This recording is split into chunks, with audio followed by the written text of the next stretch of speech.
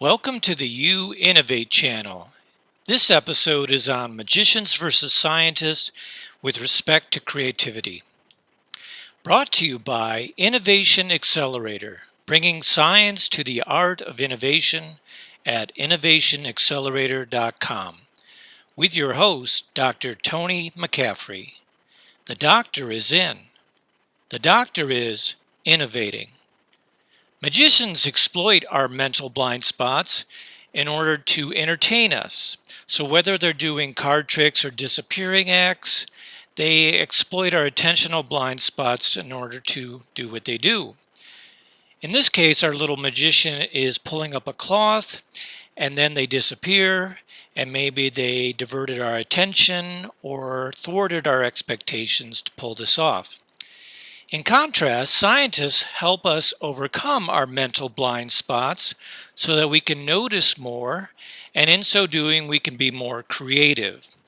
For example, the Titanic that hit an iceberg and sank many years ago, most people looked to the lifeboats, but there weren't enough.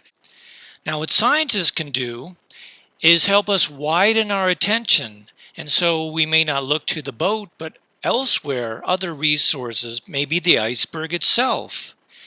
And scientists can help us change the way we see things. So instead of seeing an iceberg, we see it as possibly a lifeboat. Now, how would you go about changing your vision to see it in this way? There's a technique that is for describing things generically, shape by shape, size, and material, and what it does is helps you get over your common associations for what you see a thing is for. So when we see an iceberg, we think of it as a ship sinker, as dangerous, treacherous, causing damage. But if we step back and describe it generically and not use the term iceberg, eyewitnesses describe it as 50 to 100 feet out of the water, 200 to 400 feet long, this large surface that was floating before them. And if they described it so, quite possibly they could have thought of it as a lifeboat or flotation device that could possibly have saved many people. Well, this whole phenomenon is called functional fixedness, when we fixate on the typical use or behavior of an object and can't get past it. Now, Carl Duncker, back in 1926, he was the first one to articulate functional fixedness, and his master's thesis at Clark University in Worcester, Massachusetts.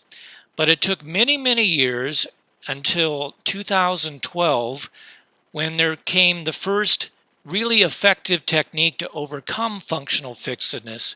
And this was created by Tony McCaffrey in his doctoral dissertation at UMass Amherst, also in the state of Massachusetts. And the generic parts technique is basically you break any object you see down into its parts, but then here's the key. For each part, you describe it generically. In this way, you kind of peel the layers of the onion apart of all the common associations, and more possible uses come out.